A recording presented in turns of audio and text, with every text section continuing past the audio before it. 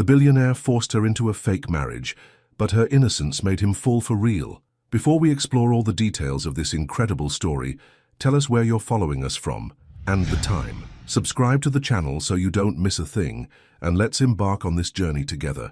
She never thought a single flower arrangement would change everything, but it did. Nariah Evans pressed her fingertips against the cool glass of the shop window, watching the morning rush blur past in shades of grey suits and hurried footsteps. The floriculture shop felt like a sanctuary in the chaos of downtown, a pocket of colour and life where she could breathe, even when the weight of unpaid bills pressed against her chest like stones. "Another late notice," whispered her co-worker, sliding an envelope across the counter. The electricity company's logo glared back at Nariah, and she folded it carefully, adding it to the growing pile in her purse. Her phone buzzed. A text from her younger brother's care facility. "Payment overdue. Please contact us regarding Micah's therapy schedule." Nariah closed her eyes, inhaling the sweet perfume of jasmine and roses. At 25, she'd learned that hope was a luxury she couldn't always afford, but she held on to it anyway, the way her fingers held delicate petals, gently but with purpose. The bell above the door chimed, and she looked up to see an older gentleman in an expensive coat, his silver hair perfectly styled despite the morning wind. His eyes were kind but tired, carrying the weight of someone who'd seen too much of the world. "I need something special," he said softly. "For my wife. She's forgetting things lately." Nariah's heart clenched. She guided him to a corner where white orchids bloomed beside baby's breath, their simplicity speaking louder than any grand gesture. As she arranged the flowers, the man shared memories of his wife, how she used to garden, how her laugh filled their home, how love looked different now but hadn't diminished. "You have a gift," he murmured, watching her work. "Not just with flowers, with hearts." 3 hours later, Nariah had forgotten about that moment entirely. She was focused on the pediatric appointment reminder for Micah, calculating if she could afford both his therapy and groceries this week, when her phone rang. "Miss Evans, my name is Harrison Cole. I represent Mr. Theodore Langston of Langston International. He'd like to meet with you." "I think you have the wrong number. The florist who helped Walter Pemberton this morning, Mr. O. Langston would very much like to speak with you. Today, if possible." Nariah's hands trembled. Theodore Langston. Even she knew that name. Billionaire hotel mogul, his face on magazine covers, his empire stretching across continents. What could he possibly want with her? The Langston Tower pierced the sky like a glass arrow, and Nariah felt impossibly small as she rode the elevator to the 42nd floor. Her simple black dress, her only decent one, felt inadequate among the marble and crystal that surrounded her. Harrison Cole greeted her with a professional smile, leading her through corridors lined with awards and photographs of luxury properties. But nothing prepared her for the office at the end of the hall. Theodore Langston stood with his back to her, silhouetted against floor-to-ceiling windows that framed the city like a painting. When he turned, Nariah's breath caught. He was devastatingly handsome in the way that men with too much power often were, sharp jawline, dark hair with silver threads at the temples, eyes the color of steel. But there was something else. Something that made her chest tighten with unexpected recognition. He looked haunted. "Miss Evans." His voice was deep, controlled. "Thank you for coming." "I don't understand why I'm here, Mr. Langston." He studied her for a long moment, and she fought the urge to fidget under his gaze. "Walter Pemberton is on my board of directors. He told me about your kindness this morning, your authenticity." "I was just doing my job." "Were you?" He moved closer, and she caught the scent of expensive cologne, mixed with something warmer, coffee maybe, or the lingering trace of exhaustion. "When was the last time someone in this city showed genuine compassion without expecting anything in return?" Nariah frowned. "People do kind things every day. Not in my world." The bitterness in his voice surprised her. "In my world, everything has a price. Every smile is calculated, every gesture serves a purpose." He walked to his desk, picking up a folder thick with documents. "I have a proposition for you, Miss Evans, one that could solve both our problems." "What problems?" "You need financial security. Your brother needs medical care that insurance won't fully cover. And I—" He paused, something flickering across his features. "I need a wife." The words hit her like cold water. "Excuse me?" "A temporary arrangement. 3 months. Long enough to satisfy the board's concerns about my lifestyle choices and stabilize our stock prices. You'd live in my penthouse, appear at necessary social functions, and play the role of loving wife when required. Naraya's mind reeled. You want me to pretend to be married to you? I want you to be married to me, legally, but temporarily. He opened the folder, revealing contracts and financial documents. In return, you'll receive a generous monthly allowance, full medical coverage for your brother, and a substantial settlement when the arrangement ends. She stared at him, searching for some sign that this was an elaborate joke. Why me? Because you're perfect for what I need. Genuine, unconnected to my world. Someone the media will believe I fell for naturally. He leaned against the desk, his expression unreadable. Someone who won't expect this to become real. The offer hung between them like a bridge over a chasm, tempting and terrifying in equal measure. Naraya thought of Micah's sweet smile, of the therapy sessions he might miss, of the electricity bill that would determine whether they had heat next month. I need time to think. You have until tomorrow morning. His tone was final, businesslike. My driver will take you home. Consider it carefully, Miss Evans. Opportunities like this don't come twice. As she rode the elevator down, Naraya caught her reflection in the polished steel doors. The woman staring back looked overwhelmed, uncertain, but not broken, never broken. She touched the simple cross at her throat, a gift from her mother before she passed, and whispered a prayer into the silence. By tomorrow, she would have to choose between the life she knew and the unknown that waited 42 floors above the city. And somewhere in that choice lay the answer to a question she hadn't known she was asking. What would you do if a billionaire offered you everything you needed, but nothing you wanted? The number on the check was more than she'd ever seen in her entire life, but it still felt like selling her soul. Naraya sat cross-legged on her small apartment floor, surrounded by bills spread like fallen leaves. The contract Theodore Langston had given her lay open beside a calculator that seemed to mock her with its blinking display. 3 months, 7 figures, a solution wrapped in silk and tied with golden chains. Her phone rang, breaking the oppressive silence. Naraya? Micah's voice carried that special warmth that always made her smile despite everything. At 19, her brother had the mental capacity of a 12-year-old, but his heart was infinite. Are you coming to see me tomorrow? Of course, sweetheart, I promised, didn't I? Mrs. Hendricks says I might have to stop my art therapy if... His voice caught, confusion bleeding through. I don't understand the money stuff, Naraya. Did I do something wrong? Her chest tightened. No, baby, you didn't do anything wrong. Money stuff is just complicated. Will you fix it? You always fix things. The trust in his voice nearly broke her. I'm trying, Micah. I promise I'm trying. After hanging up, Naraya walked to her narrow kitchen window and stared out at the fire escape where she'd hung laundry that morning. Mrs. Chen from next door was watering her small garden of tomato plants, humming softly to herself. Normal life, simple life, the kind Theodore Langston probably hadn't experienced in decades. She picked up the contract again, reading the terms that would transform her from struggling florist to billionaire's wife. The arrangement seemed clinical, sterile, like a business merger instead of a marriage, even a fake one. Separate bedrooms, limited physical contact for public appearances only, no romantic expectations, complete discretion regarding the nature of the arrangement. Yet something about Theodore had unsettled her, not his wealth or power, but the loneliness she'd glimpsed beneath his controlled exterior. The way he'd said, "In my world, everything has a price," as if he'd forgotten what it meant to give something freely. Her laptop chimed with an email from the care facility where Micah lived. The subject line made her stomach drop. Final notice, account suspension. She opened it with trembling fingers.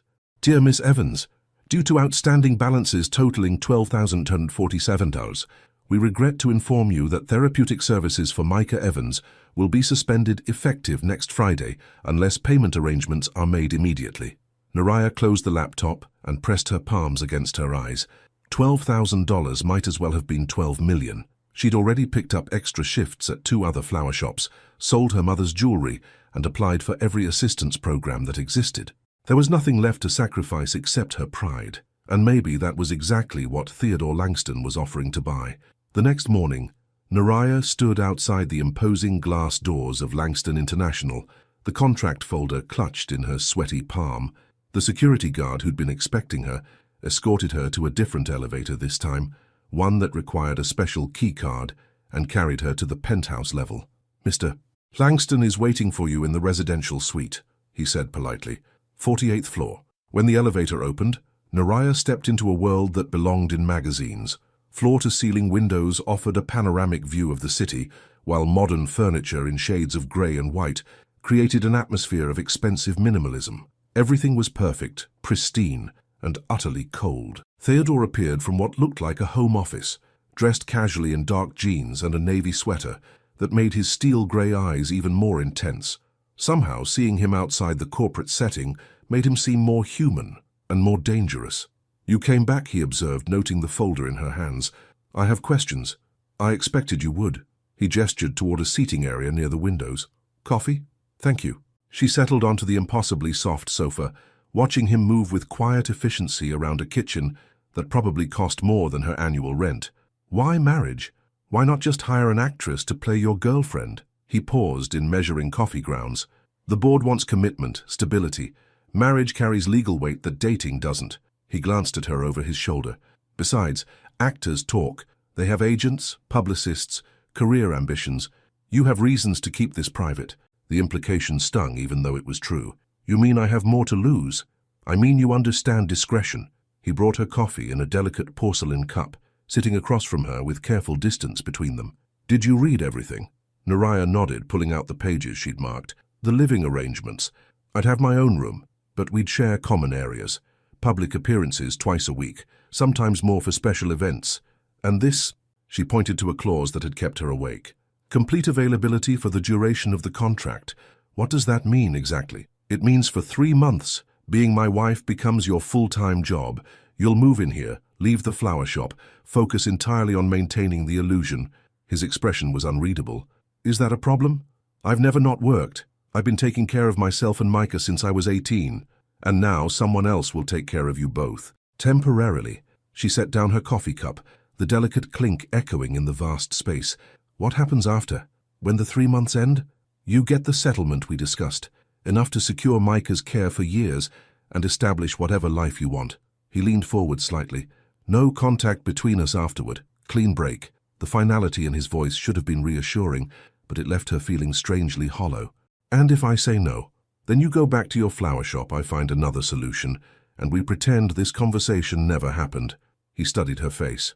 "But you won't say no. How can you be so sure?" "Because you love your brother more than you fear me." His voice gentled unexpectedly. "And because you're running out of time." The truth of it settled between them like a stone.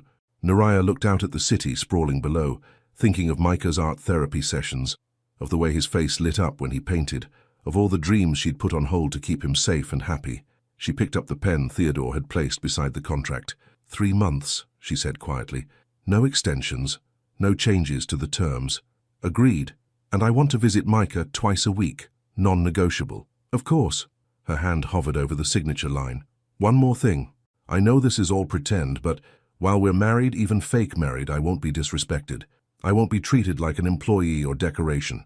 I might be poor, Mr. Langston, but I have dignity." Something shifted in his expression, surprise, maybe, or recognition. "Understood, Mrs. Langston." The name sent an unexpected shiver through her. She signed quickly before she could change her mind, then watched him add his own bold signature below hers. "When do we start?" she asked. "Now." He stood, extending his hand to help her up. "Welcome to your new life, Naraya." His fingers were warm, steady, and for just a moment, she let herself imagine what it would feel like if this were real. If a man like Theodore Langston could actually fall for someone like her. Then she remembered the contract's most important clause, no romantic expectations, and wondered why that felt like the cruelest term of all. Moving into a penthouse should have felt like a fairy tale. Instead, it felt like stepping into a beautiful prison.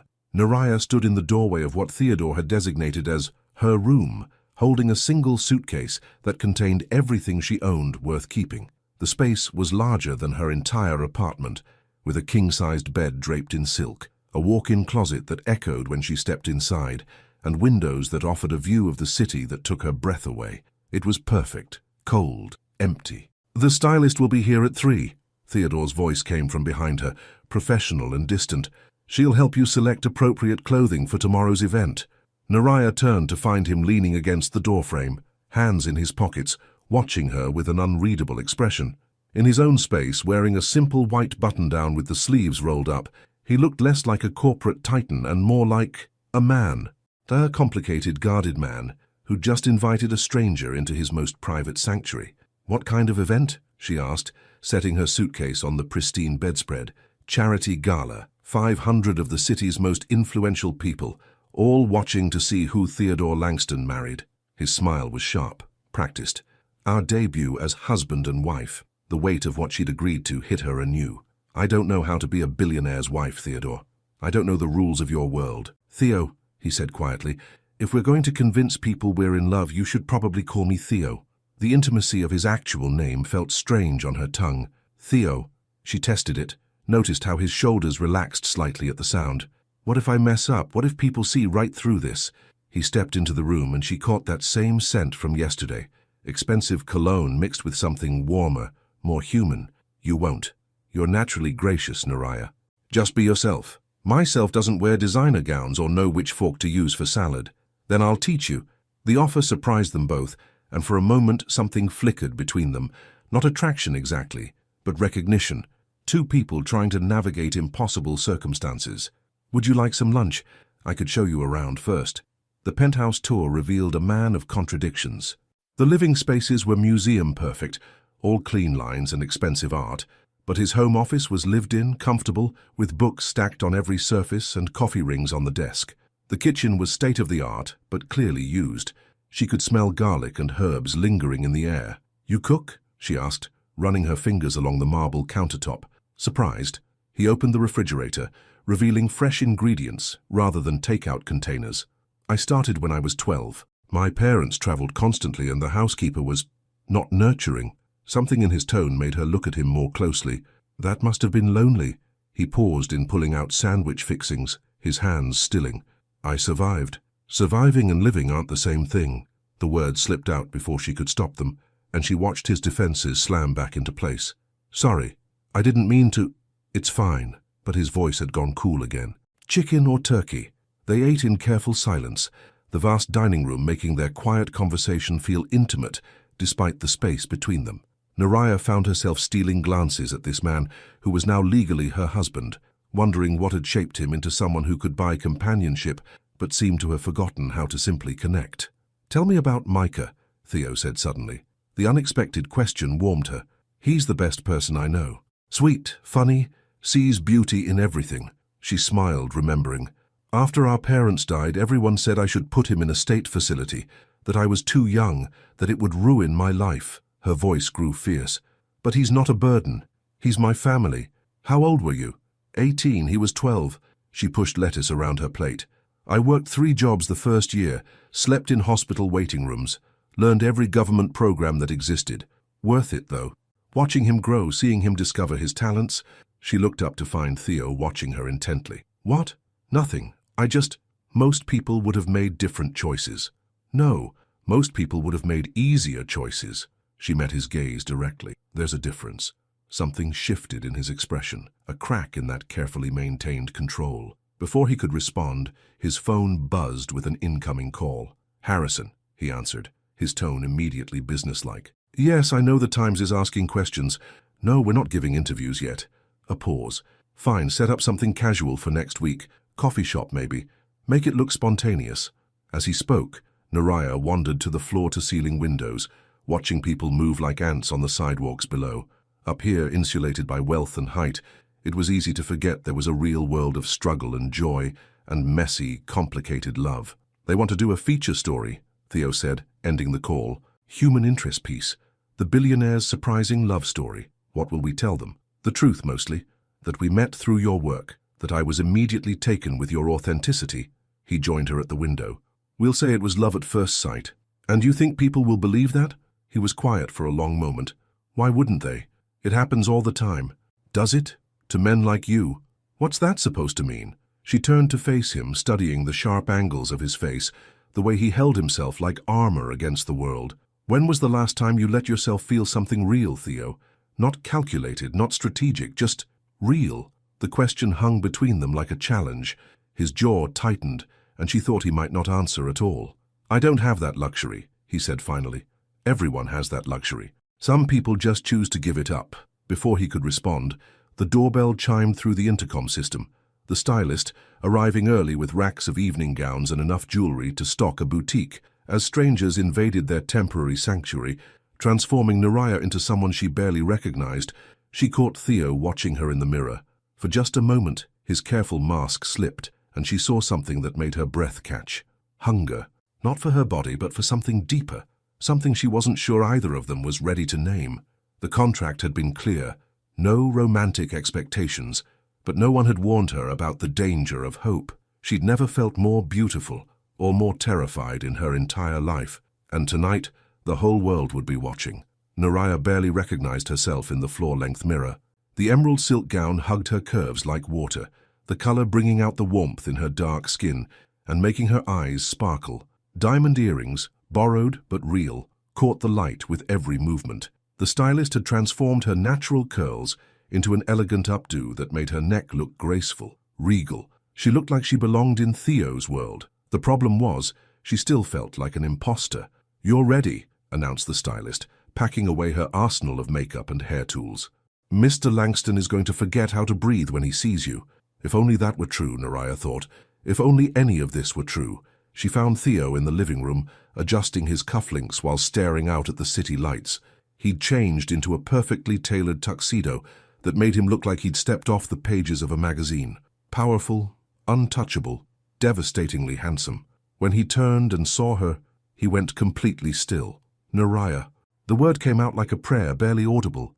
"Do I look okay?" She smoothed the silk nervously, suddenly aware of how the dress revealed her shoulders, her collarbone, the curve of her waist. "You look—" He seemed to struggle for words, something she'd never seen from the always articulate Theodore Langston. "Perfect. You look perfect." The sincerity in his voice made her chest tighten with dangerous hope. This was just the contract, she reminded herself. He was probably relieved that she could convincingly play the part. "Ready?" he asked, offering his arm. The ride to the hotel took place in charged silence. Theo's driver navigated through traffic while they sat in the back of the luxury sedan, the space between them feeling both infinite and non-existent. Every time the car turned, Naraya's bare shoulder brushed against his jacket, sending little sparks of awareness through her body. "Remember," Theo said quietly, "we've been together for 6 months. We met when you were arranging flowers for the Pemberton anniversary party. I was immediately smitten by your laugh." "My laugh?" "You have a beautiful laugh, genuine.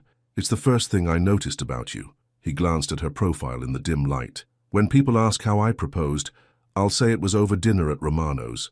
Small Italian place, nothing flashy. You cried because you said it was the most romantic thing anyone had ever done."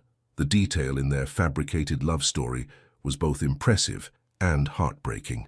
"You've thought of everything." "I had to. One inconsistency and the whole thing falls apart." His fingers drummed against his knee, the only sign of his nerves. "Are you ready for this?" She wasn't sure she'd ever be ready, but she nodded anyway.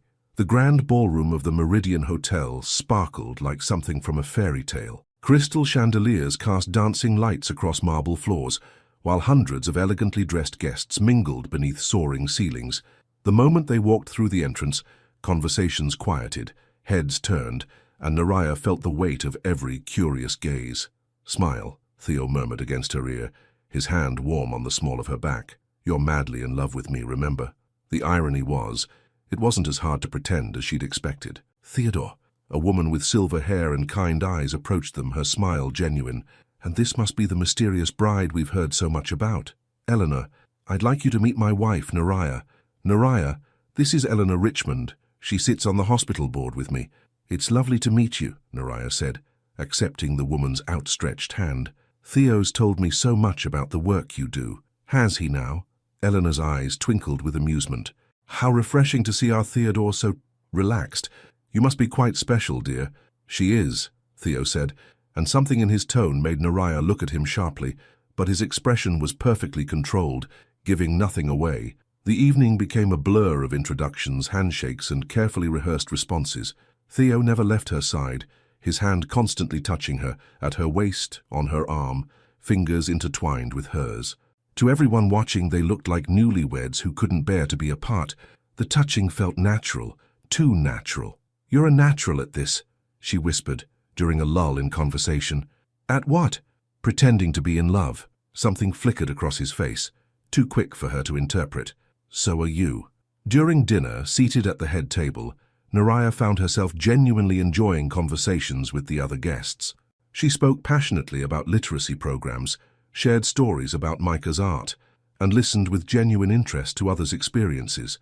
She forgot to be nervous, forgot to watch every word. She was just herself. "Your wife is delightful," she heard someone tell Theo. "Where on earth did you find her?" "She found me," he replied, his eyes meeting Naraya's across the table. "In a flower shop of all places. Changed my entire world in a single afternoon." The way he said it, with such quiet conviction, made her heart skip. For a moment she could almost believe he meant it. When the dancing began, Theo led her onto the floor without a word. His hand settled at her waist, fingers intertwining with hers, and suddenly they were moving together like they'd done this 1,000 times before. "You dance beautifully," she said, surprised by his grace. Mandatory lessons as a child, along with piano, fencing, and proper dinner conversation. His mouth quirked with bitter humor. Everything a future businessman needs to navigate society. What about what Theodore needed? What did he want to learn? The question seemed to catch him off guard. They turned slowly, her dress flowing around them like liquid emerald, the rest of the room fading into soft focus. "No one ever asked me that," he said finally. "I'm asking now." He was quiet for so long, she thought he wouldn't answer. Then, so softly she almost missed it, "I wanted to learn how to make people laugh, how to tell stories that mattered, how to—" He stopped, shaking his head. "How to what?" "How to make someone love me for who I was, not what I could provide." The admission hung between them, raw and vulnerable, and Naraya's heart broke a little for the lonely boy who'd grown into this guarded man.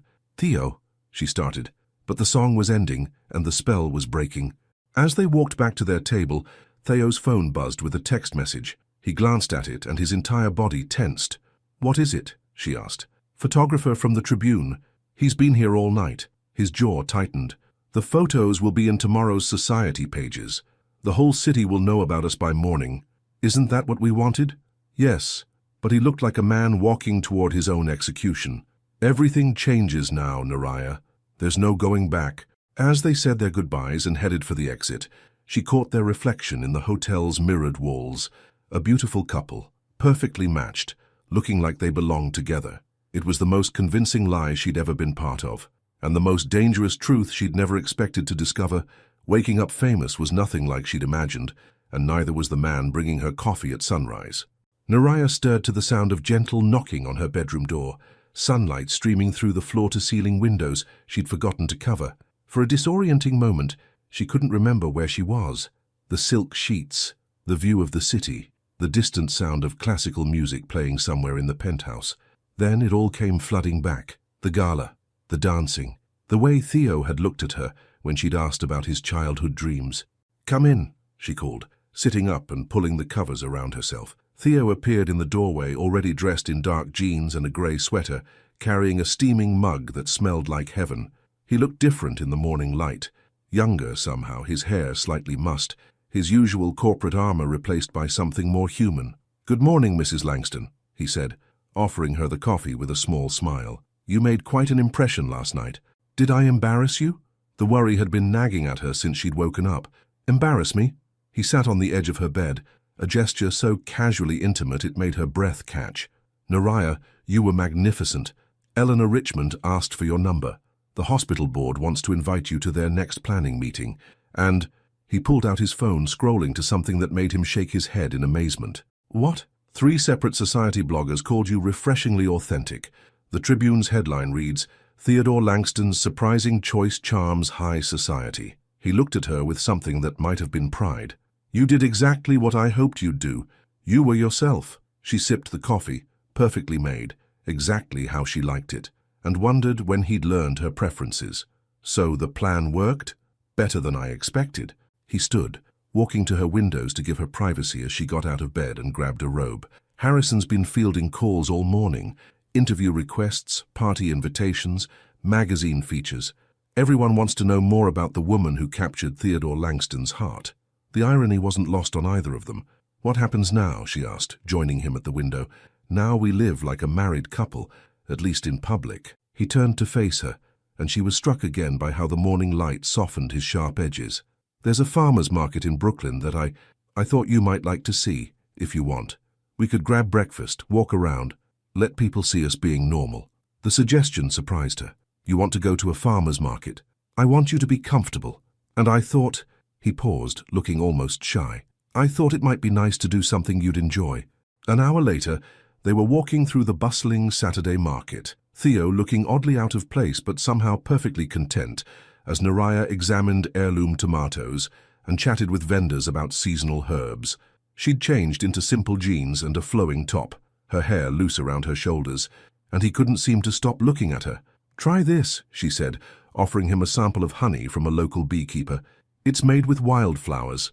His fingers brushed hers as he took the small spoon, and the simple contact sent warmth shooting up her arm. "It's incredible," he said, his voice slightly rough. "Mrs. Patterson at the flower shop taught me about different honeys.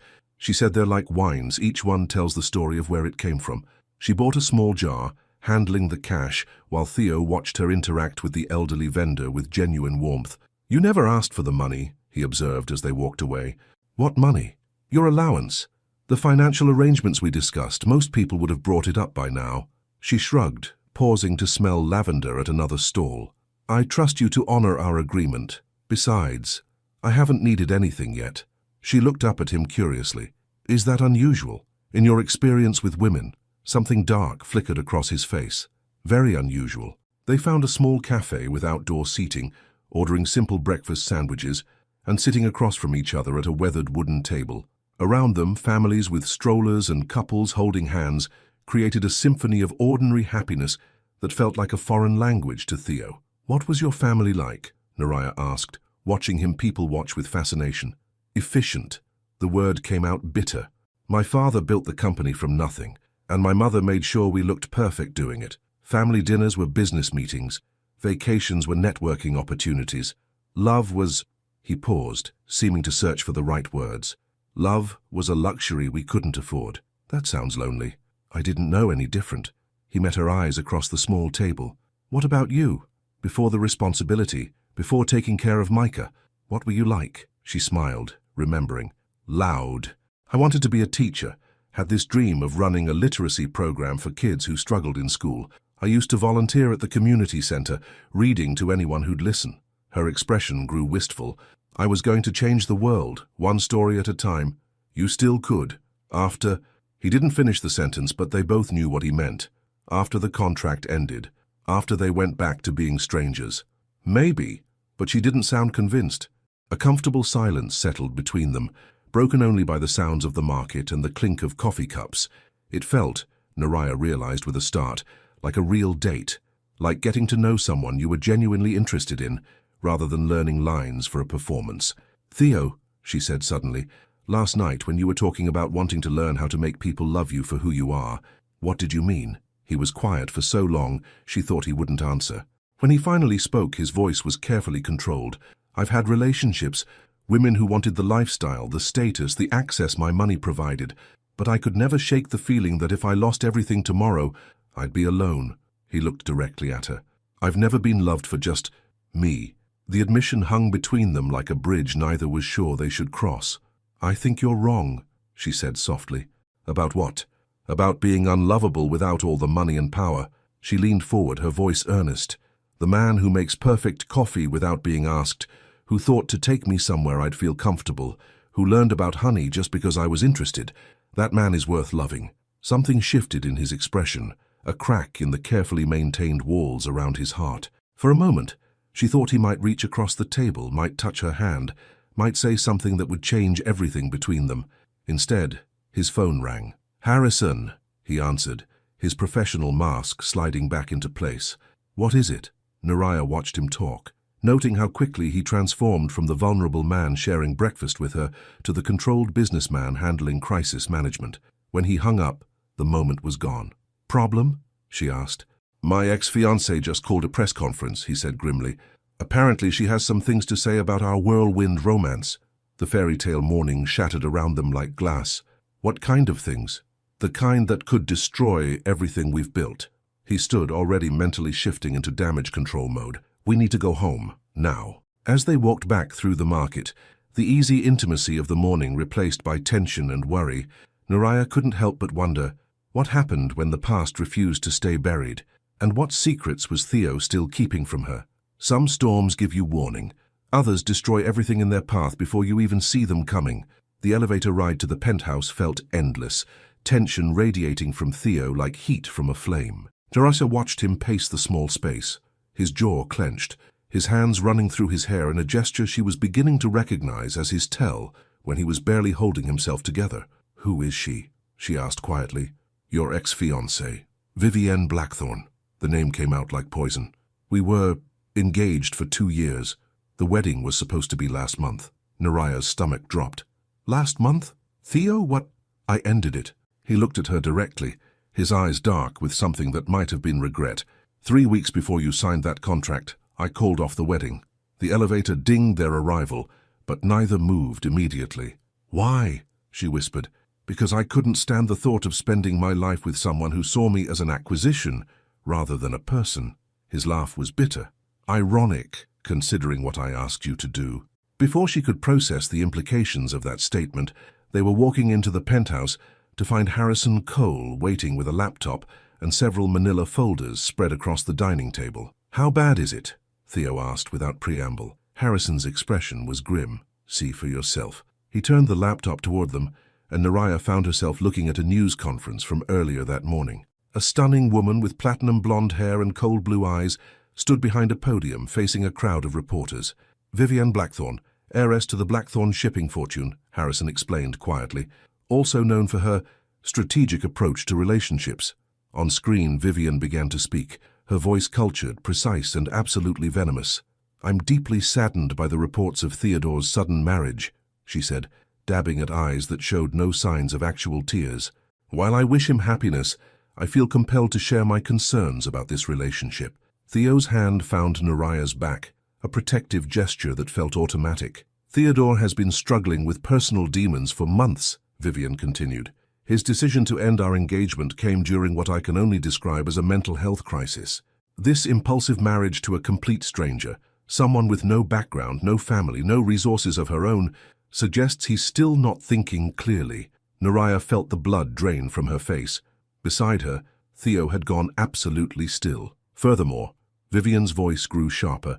"I have reason to believe this marriage is a sham, designed to manipulate public opinion and salvage his business reputation. Theodore Langston is many things, but a romantic is not one of them." The press conference continued with increasingly pointed questions and barely veiled accusations, but Harrison closed the laptop. "The story's already been picked up by 6 major outlets," he said. "Social media is not kind." "Show me," Naraya said, surprising both men. "Naraya, you don't need to see." "Show me, Theo." Reluctantly, Harrison pulled up his phone. The comments were brutal. Gold digger, opportunist, rebound mistake. Photos from the gala had been dissected and analyzed, with so-called body language experts claiming to detect obvious signs of a transactional relationship. "It doesn't matter," Theo said firmly, though his voice was tight with anger. "We stick to the plan. This will blow over." "Will it?" Naraya set down the phone, looking between the two men.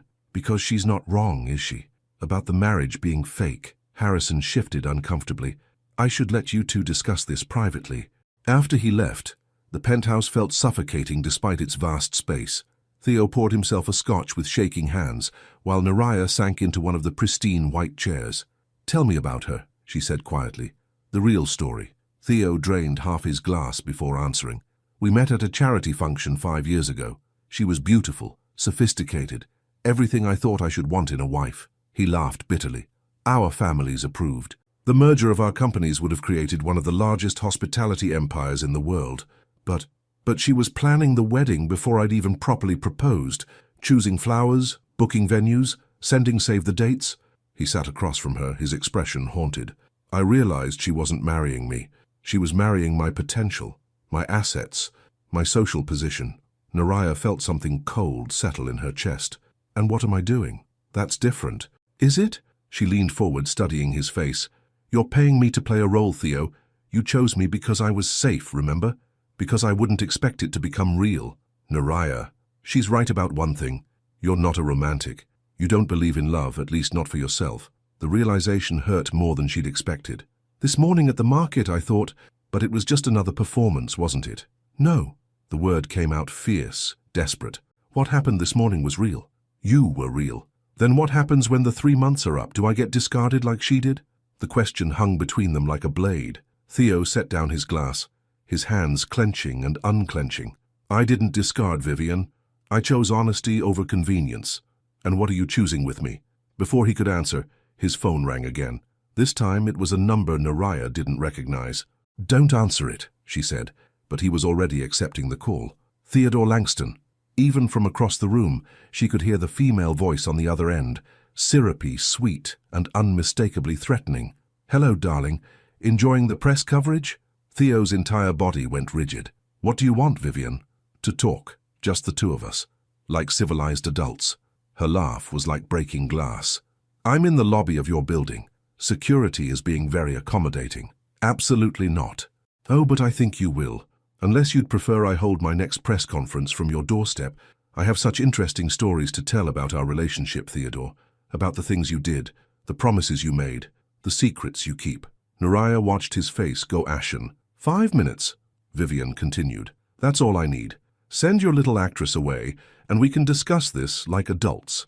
The line went dead. Theo stared at his phone as if it were a poisonous snake, then looked at Naraya with something that might have been panic. I have to see her, he said.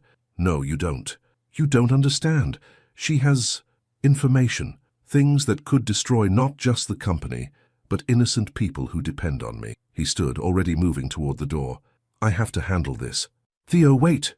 But he was already gone, leaving Naraya alone in the penthouse with the echoes of Vivian's threats and the terrible certainty that whatever secrets Theo was hiding, they were about to explode in both their faces. She walked to the window, looking down at the street below, and wondered if this was how every fairy tale ended once you looked too closely. With the princess realizing the castle was built on quicksand and the prince was just another lost soul wearing a crown. Her phone buzzed with a text from an unknown number.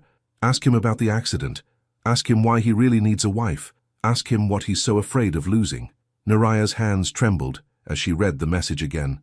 What had she gotten herself into? Sometimes the truth doesn't set you free. Sometimes it destroys everything you thought you knew about the person you're falling for. Naraya paced the penthouse like a caged animal, the mysterious text message burning in her mind. Ask him about the accident. What accident? What was Vivian talking about, and why did Theo look like he'd seen a ghost when she'd threatened him? An hour passed, then 2. She tried calling him, straight to voicemail, tried texting, no response. The silence stretched until she couldn't bear it anymore, and she found herself doing something she'd never imagined, snooping through Theo's home office. The room felt intimate, personal in a way the rest of the penthouse didn't. Books on architecture and hospitality management lined the shelves, but tucked between them were unexpected treasures: a worn copy of poetry by Maya Angelou, a photography book about small-town America, a journal with a leather cover so soft it must have been handled countless times. She shouldn't look. She knew she shouldn't. But her fingers were already opening the journal to a random page, dated 3 years ago. Another board meeting today. They want me to expand into Europe, but something feels wrong about the acquisition. The numbers don't add up, and when I questioned the due diligence report, Harrison changed the subject too quickly. Sometimes I wonder if I'm the only one who actually cares about doing business ethically, or if I'm just naive. Vivian called again about wedding venues. She's already put deposits down on 3 different locations without asking me. When I told her I preferred something smaller, more intimate, she laughed and said, "Intimate doesn't photograph well for the society pages." I'm starting to wonder if she sees me at all, or just the lifestyle I can provide. God, I'm lonely. Naraya's heart clenched at the raw honesty in his handwriting. She flipped through more pages, finding entries that painted a picture of a man struggling with isolation, questioning his business decisions, wondering if anyone truly knew him. Then she found the entry that made her blood run cold. It's been 6 months since the accident. 6 months since I killed someone. I keep telling myself it wasn't my fault. The police report cleared me. The other driver ran the red light. He was drunk, speeding, completely in the wrong. But that doesn't change the fact that a 22-year-old kid is dead because I was in that intersection at that exact moment. His name was Danny Morrison. He was a college senior, studying to be a teacher. He had a girlfriend who was planning to propose to him after graduation. Found that out from the news coverage. His parents spoke at the sentencing hearing for the drunk driver, talked about all the things Danny would never get to do. I sent flowers to the funeral. Anonymous. What else could I do? How do you apologize for being the immovable object that stopped someone's entire future? The company's lawyers handled everything, made sure my name stayed out of most of the coverage, paid for the best accident reconstruction experts, ensured there would be no civil suits. But I can't stop thinking about that moment, the sound of impact, the way everything went so quiet afterward. Vivian says I need to let it go, that dwelling on it is unhealthy. She doesn't understand that some things should be dwelled on. Some guilt is earned. I dream about him sometimes, about Danny Morrison. Wonder what he'd think of the man who lived while he died. Wonder if he'd forgive me for surviving. Naraya's hands shook as she closed the journal. This was what Vivian was threatening to expose, not just the accident itself, but Theo's role in it. Even though he'd been cleared legally, the emotional toll was obvious, and in the wrong hands, twisted by someone malicious. The sound of the elevator arriving made her jump. She quickly replaced the journal and hurried back to the living room, trying to look like she hadn't just uncovered the secret that was eating Theo alive. When he walked through the door, he looked like he'd aged 10 years in the past few hours. His hair was disheveled, his tie loosened, and there was something broken in his eyes that made her want to hold him and never let go. "How did it go?" she asked, though his expression already told her the answer. "About as well as you'd expect." He poured himself another scotch, his movements mechanical. "She wants money, a lot of it, and a public statement that our marriage is a business arrangement." "What did you tell her?" "That she could go to hell." He drank half the glass in one swallow, which predictably did not improve the situation. Naraya watched him carefully, seeing new layers now, the guilt he carried, the weight of secrets, the way he held himself like someone expecting punishment. "Theo, there's something I need to ask you." Something in her tone made him look at her sharply. "What?" "After you left, I got a text from someone who seemed to know things about you, about an accident." The glass slipped from his hands, shattering against the marble floor. Amber liquid spread like blood across the pristine surface. "Shit." He knelt to collect the pieces, but his hands were shaking too badly to be effective. "Leave it," Naraya said gently, kneeling beside him. "Theo, talk to me. You don't understand. If this gets out twisted the right way on," he looked at her with desperate eyes, "it could destroy everything. The company, jobs, people who depend on me. Tell me what happened." For a long moment he just stared at the broken glass. Then, in a voice barely above a whisper, he told her about that night 3 years ago, the intersection, the drunk driver who ran the red light, the impact that killed a young man with his whole life ahead of him. "The worst part," he said, finally meeting her eyes, "is that everyone tells me it wasn't my fault. The police, the lawyers, the accident reconstruction team, everyone except the voice in my head that won't stop asking what if. What if I'd left work 5 minutes later? What if I'd taken a different route? What if I'd somehow seen him coming and—" "Stop!" Naraya reached for his hands, stilling their trembling. "Theo, listen to me. Survivor's guilt is real, but it doesn't make you responsible for someone else's choices. Easy for you to say. You didn't kill someone. Neither did you. A drunk driver killed someone. You were just there." He pulled his hands away, standing abruptly. "Vivian knows exactly how to spin this. Billionaire uses marriage to distract from fatal car accident. Theodore Langston's dark secret." The headlines write themselves.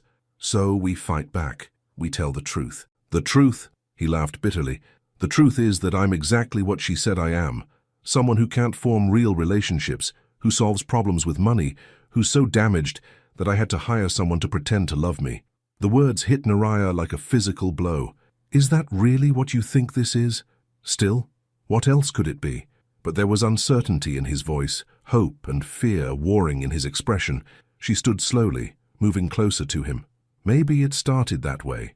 But Theo, what I feel for you now, the way you make me laugh, the way you remember how I like my coffee, the way you took me to that market because you wanted me to be happy." She reached for his face, making him look at her. "That's not fake, at least not for me." For a moment she thought he might kiss her. His eyes dropped to her lips. His breathing changed, and the space between them felt charged with possibility. Then his phone rang. Harrison's name flashed on the screen, and Theo's expression hardened back into professional control. "What is it?" he answered.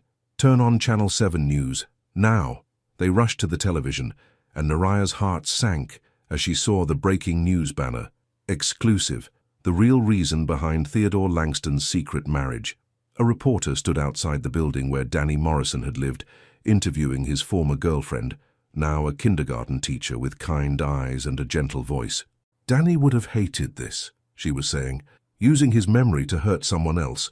The accident was tragic, But Mr. Langston wasn't at fault. He sent flowers to Danny's funeral, anonymously. He started a scholarship fund in Danny's name. He's been quietly supporting Danny's parents ever since. The camera cut to Danny's father, a weathered man in work clothes. That Mr. Langston, he never forgot Danny. Calls us every year on the anniversary. Real quiet about it, never wanted any publicity.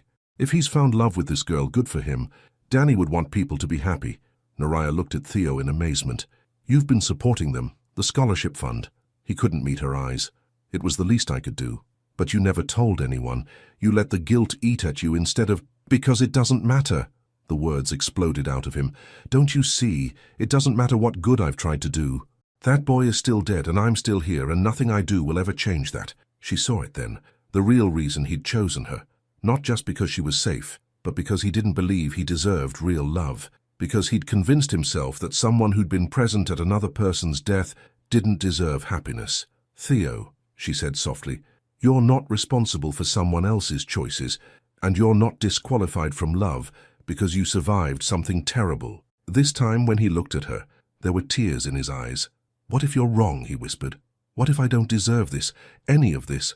Then I guess we'll find out together. And somewhere in that promise, Naraya realized the truth that terrified and thrilled her in equal measure. She wasn't pretending anymore. She was falling in love with Theodore Langston. Guilt, secrets, broken pieces and all.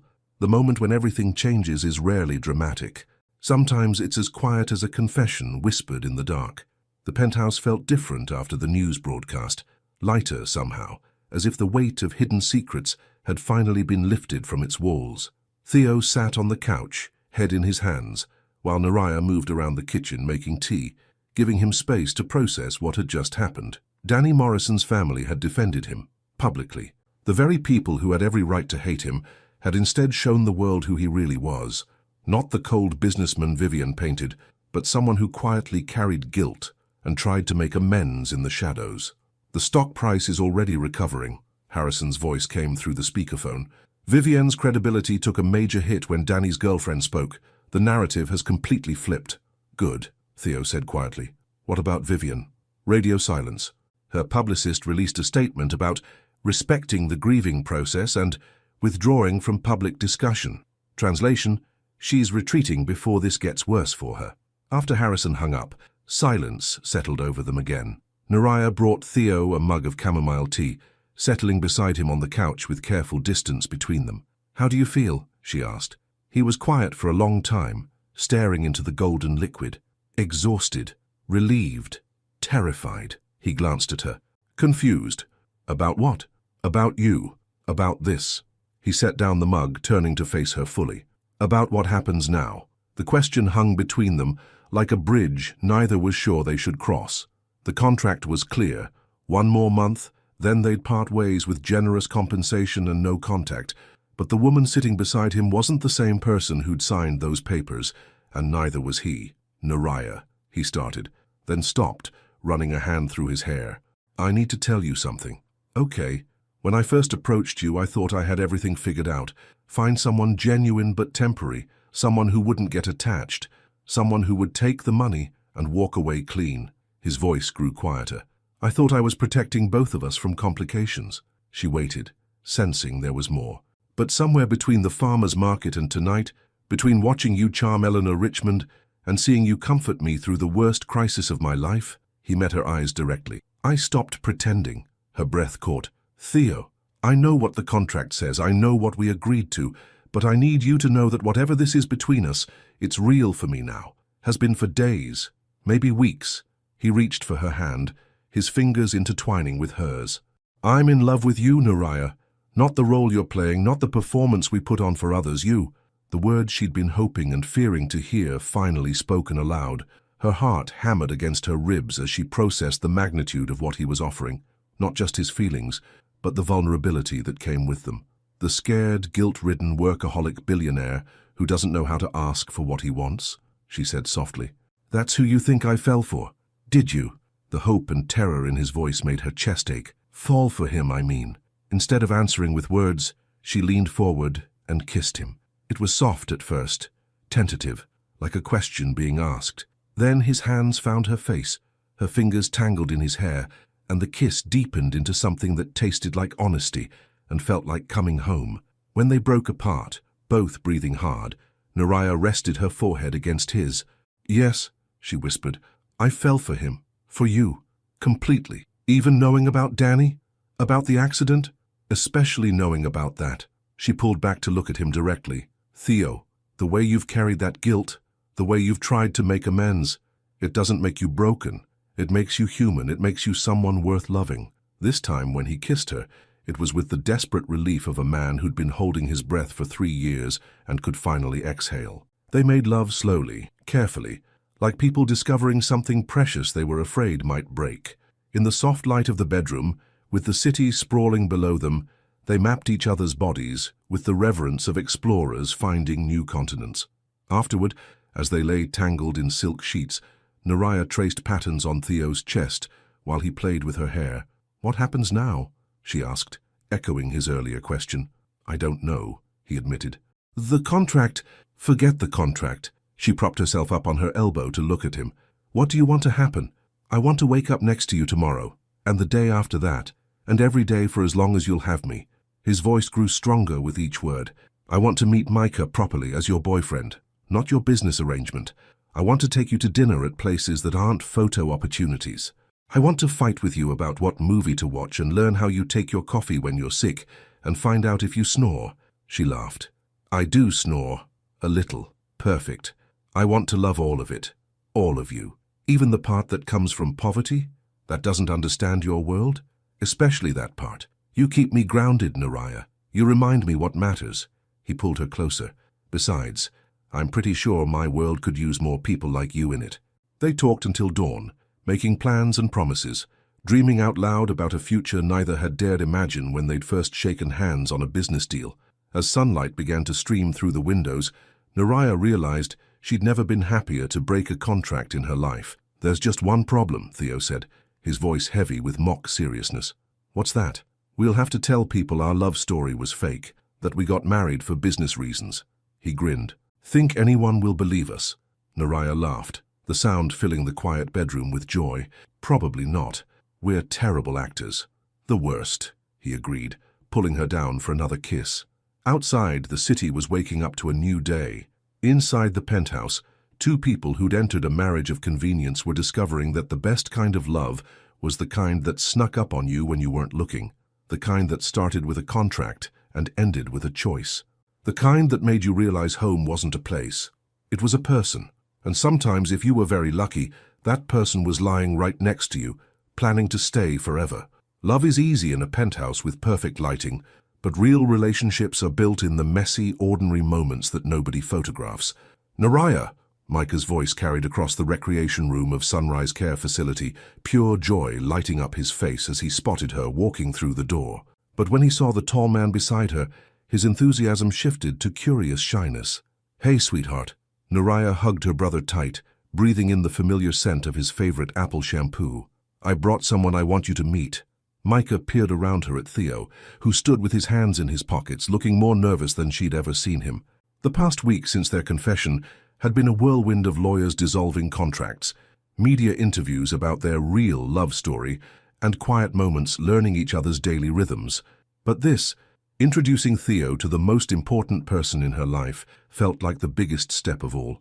"This is Theodore," she said gently, "but you can call him Theo. He's my boyfriend." The word felt strange after months of saying husband, but also more honest somehow. "Are you the one who's been making my sister smile funny?" Micah asked with the directness that always made Naraya's heart squeeze. "Smile funny?" Theo glanced at her with amusement. "Like this." Micah demonstrated an exaggerated, dreamy expression that made Naraya laugh despite her embarrassment. "I hope so," Theo said seriously, crouching down to Micah's eye level. "Your sister tells me you're an incredible artist." Micah's entire face lit up. "Want to see my paintings?" For the next hour, Naraya watched something beautiful unfold. Theo listened with genuine interest as Micah explained his artwork, bold, colorful pieces that captured emotions more than realistic details. He asked thoughtful questions, praised specific techniques, and when Micah showed him a painting of a thunderstorm, Theo said quietly, "You really understand how powerful nature can be." "That's how I felt when Naraya was sad about money," Micah explained. All dark and scary inside, but then the storm goes away, see? He pointed to a corner of the canvas where yellow sun broke through grey clouds. There's always sun after. Theo's eyes found Naraya's across the room, and she saw her brother's simple wisdom hitting him like revelation. You're very wise, Micah, Theo said. Naraya says that too, but I think she's wiser. She takes care of everybody. During the drive back to the penthouse, Theo was quieter than usual. What are you thinking about? Naraya asked. How lucky you are, how lucky I am. He reached for her hand across the center console. He's amazing, Naraya. Pure heart, just like you said. He likes you, I can tell. How can you tell? Because he showed you his storm painting. He only shows that one to people he trusts. She squeezed his fingers. He's protective of me, you know, in his own way. That evening, they attempted to cook dinner together. A disaster involving burned salmon, smoke alarms, and Naraya laughing so hard she cried while Theo stared at the charred mess with genuine bewilderment. I don't understand, he said, poking at the blackened fish with a fork. I followed the recipe exactly. The recipe said medium heat, Theo, not volcanic eruption. They ended up ordering pizza and eating it on the living room floor, sharing stories about their worst cooking disasters. Naraya learned that Theo once set a kitchen towel on fire trying to make scrambled eggs at boarding school, and Theo discovered that she'd once attempted to make a birthday cake for Micah that collapsed so spectacularly they'd eaten it with spoons directly from the pan. We're hopeless, she said, leaning against his shoulder. Speak for yourself. I make excellent coffee, and I can arrange flowers that don't look like they're dying. Perfect. We'll never starve or live in an ugly house. These moments, silly, imperfect, utterly ordinary, felt more precious to Naraya than any gala or penthouse luxury. This was what she'd never dared hope for, someone to laugh with during disasters, someone who listened to her stories, someone who saw her brother's paintings and understood their significance. The next morning brought new challenges. Harrison arrived with a stack of legal documents and a concerned expression. The board is asking questions, he said without preamble, about the change in your personal situation. Some of them are wondering if this affects your judgment, your focus on business. Theo's jaw tightened. My personal life is none of their concern. Unfortunately, they disagree. Westfield and Morrison want to meet with you tomorrow. They're concerned about the company's image, the recent media attention, the unconventional nature of your relationship. Naraya felt something cold settle in her stomach. They don't approve of me. They don't approve of anything that might affect quarterly reports, Harrison corrected gently. And love stories, even real ones, can be seen as distractions.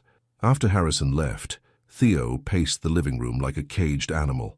They can't dictate my personal life, he muttered. Can't they?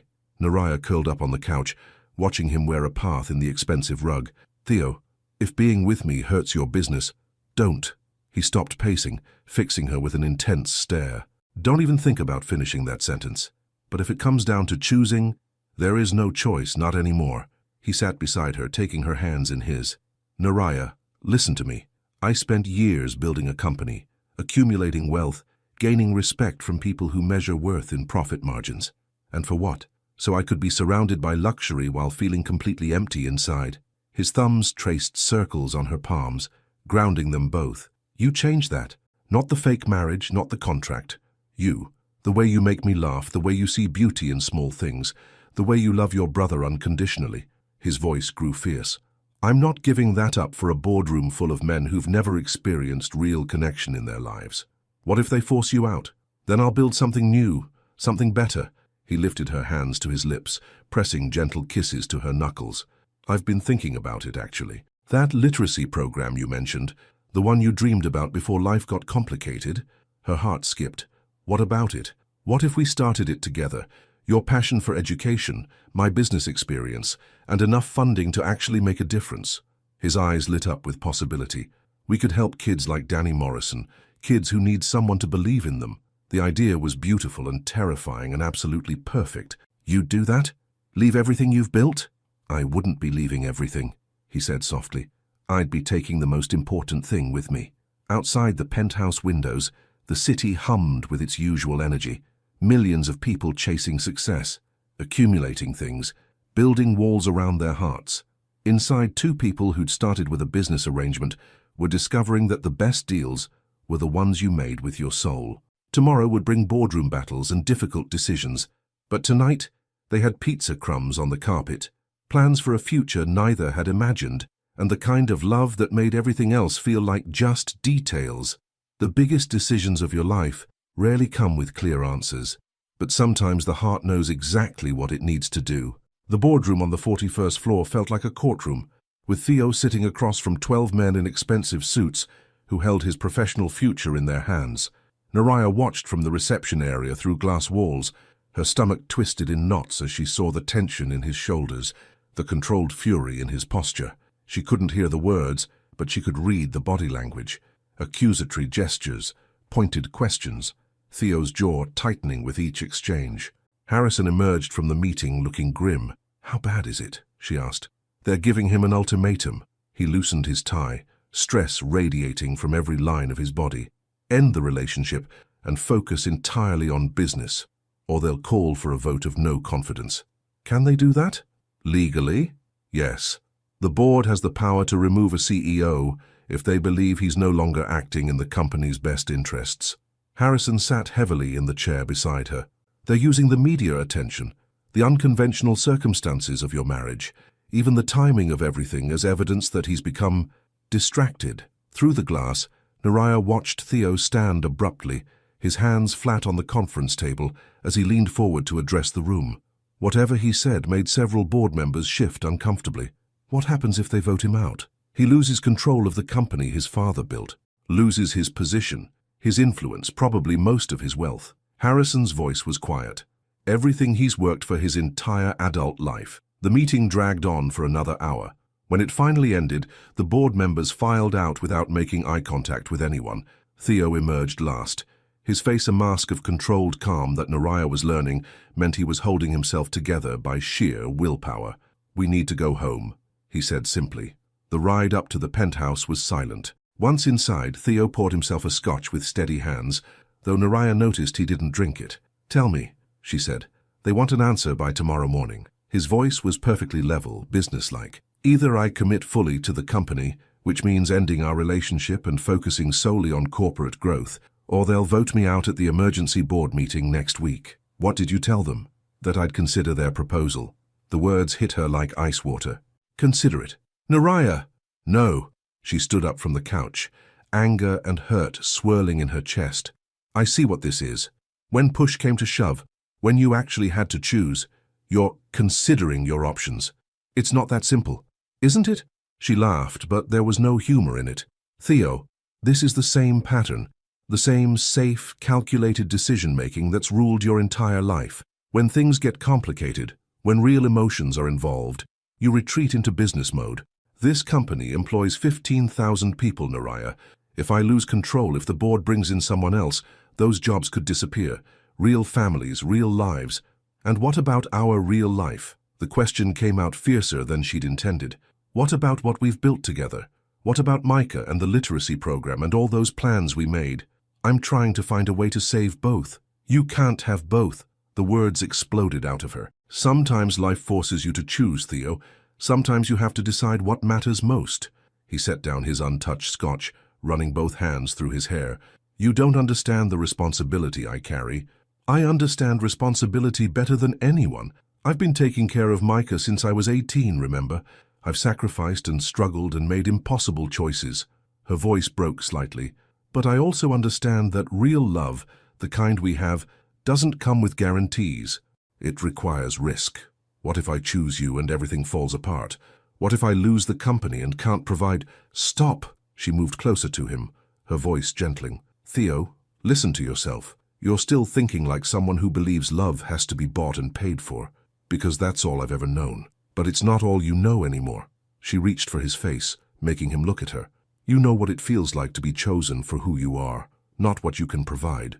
You know what it's like to be loved even when you're broken, even when you're scared." Tears gathered in his eyes. "What if I'm not brave enough?" "You are. You were brave enough to end things with Vivian when you realized it was wrong. You were brave enough to carry guilt about Danny Morrison and still try to make amends. You were brave enough to let me see your scars." She smiled through her own tears. "You're the bravest man I know, Theodore Langston." For a long moment, they stood there in the golden evening light streaming through the penthouse windows, the weight of impossible decisions hanging between them. Then Theo pulled out his phone. What are you doing? Calling Harrison. His voice was steady now, certain. I'm calling an emergency press conference for tomorrow morning. Theo, no, let me finish. He set the phone aside, taking her hands in both of his. You're right. I've been trying to play it safe, trying to find a way to keep everything without risking anything. But that's not how love works, is it? She shook her head, hope beginning to bloom in her chest. I choose you, he said simply. I choose us. I choose building something new over maintaining something that was never really mine anyway, even if it means losing everything. I already lost everything once, remember? 3 years ago in that intersection, I lost my sense of purpose, my peace, my ability to believe I deserved happiness. He lifted her hands to his lips. And then you walked into my life and gave it all back. That's not something you can put a price on. This time, when he kissed her, it tasted like freedom. The press conference the next morning was unlike anything the business world had ever seen. Instead of damage control or corporate speak, Theo stood before a room full of reporters and spoke from his heart. I'm stepping down as CEO of Langston International, effective immediately, he announced. Not because I've been forced to, but because I've found something more important than profit margins and board approval. He looked directly at Naraya, who stood at the side of the room with tears streaming down her face. I've found love. Real, complicated, transformative love with a woman who sees me for who I am, not what I can provide. His voice grew stronger. We're starting a non-profit literacy foundation, funded by my personal assets. We're going to help kids who need someone to believe in them, honor the memory of young people like Danny Morrison, and prove that sometimes the best business decision is the one your heart makes. The questions came fast and furious, but Theo answered them all with quiet confidence. Yes, he was giving up his position by choice. Yes, he understood the financial implications. No, he had no regrets. As they walked out of the building hand in hand, reporters shouting questions behind them, Naraya felt something she'd never experienced before, the absolute certainty that she was with someone who would always choose love over fear. So, she said, as they climbed into the car, what do we do now? Theo smiled, the expression transforming his entire face. Now we go pick up Micah and tell him he's going to help us change the world. Think he'll be excited? Are you kidding? He's been waiting his whole life for an adventure. As they drove through the city toward their new future, Naraya realized that fairy tales weren't about finding perfect people or perfect circumstances. They were about finding someone willing to choose love, even when it was difficult, even when it required sacrifice, even when the ending wasn't guaranteed. They were about finding someone brave enough to build something real. 2 years later, sometimes the most beautiful endings are really just the beginning of something even more extraordinary. The morning sun filtered through the windows of the small community center in Brooklyn, casting golden rectangles across worn wooden floors where children's laughter echoed like music. Naraya stood at the front of the classroom, a book in her hands and 12 eager faces looking up at her with the kind of attention that made every sacrifice worth it. And then, the little girl realized, she read, her voice carrying to the back of the room, that home wasn't the castle or the treasure. It was wherever the people who loved her were waiting. A small hand shot up. Miss Naraya, is that why you married Mr. Theo? Because he makes you feel at home? She smiled, catching sight of the man in question through the classroom door. He was kneeling beside 8-year-old Marcus, patiently helping him sound out words in a picture book, his expensive suit replaced by jeans and a paint-stained sweater that had seen better days. Something like that, she answered. 2 years ago, if someone had told her she'd be running a literacy foundation with her former fake husband, living in a converted brownstone that was 1/10 the size of his penthouse, but somehow felt infinitely larger, she would have laughed. If they'd told her that Theo would spend his Saturdays teaching reading to kids who reminded him daily why he'd made the right choice, she would have thought them insane. But watching him now, his face lighting up as Marcus successfully read an entire paragraph, she couldn't imagine any other life. Mrs. Langston? She turned to find Danny Morrison's parents standing in the classroom doorway, their weekly visit to the foundation that bore their son's name. Over the past 2 years, Richard and Susan Morrison had become like family, helping with fundraisers, sharing Danny's story with new volunteers, and offering the kind of forgiveness that had allowed Theo to finally forgive himself. How's our boy doing today? Susan asked, nodding toward where Theo was now surrounded by 3 children, all competing for his attention as he helped them with their worksheets. He's exactly where he belongs, Naraya replied, meaning every word. The Morrison Foundation had grown beyond anything they'd initially dreamed. What started as a small reading program had expanded to include art therapy, Micah's idea, tutoring services, and a scholarship fund that sent underprivileged kids to college. They'd opened 3 more locations across the city, each one filled with children who might otherwise have slipped through the cracks. More importantly, it had given Theo purpose that went beyond profit margins and board meetings. Every child who learned to read, every teenager who discovered their potential, every family they helped, it all contributed to healing that 3-year-old wound in his soul. "Miss Naraya!" Micah burst through the door, his arms full of art supplies and his face glowing with excitement. At 21, he'd grown into his role as the Foundation's art instructor, his infectious enthusiasm inspiring both children and adults alike. "Look what Sophia made." He held up a painting by one of their newest students, bold strokes of blue and yellow that captured something indefinable but beautiful. "She said it's what happiness looks like," Micah announced proudly. "Just like the pictures I painted when you got really married to Theo." Really married. 3 months ago, they'd exchanged vows again, this time in the community center garden, surrounded by the kids they served, the families they'd helped, and the friends who'd watched them build something beautiful from the ashes of corporate life. The ceremony had been nothing like the lavish affair they'd faked 2 years earlier. Naraya wore a simple white dress she'd bought off the rack, and Theo's tie was crooked because he'd been nervous. Micah had officiated, his ordination from an online ministry completely legal and absolutely perfect, and their vows had been promises made with full hearts and clear eyes. "I promise to choose you every day," Theo had said, his voice steady despite the tears in his eyes. "Not because of a contract or an arrangement, but because loving you has taught me who I really want to be." "I promise to see you," Naraya had replied. "All of you. The businessman and the dreamer. The guilt and the grace, the fear and the courage. I promise to love every version of who you are and who you're becoming." Now, watching him help a struggling reader sound out difficult words with the patience of a saint, she marveled at how much they'd both changed. The scared young woman who'd signed a contract to save her brother had found her calling in education.